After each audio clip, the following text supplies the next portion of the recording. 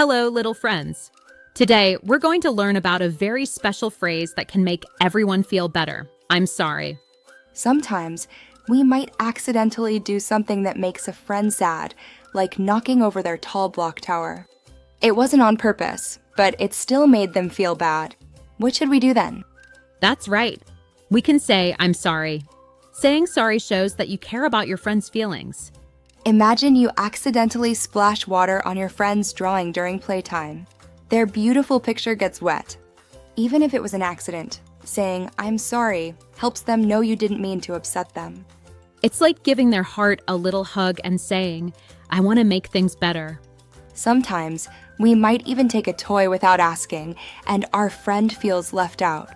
When we say, I'm sorry, and offer to share, it helps our friend feel included again.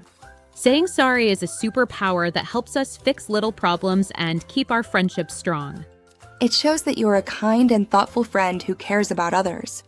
So, next time you make a mistake, remember to use your magic words, I'm sorry.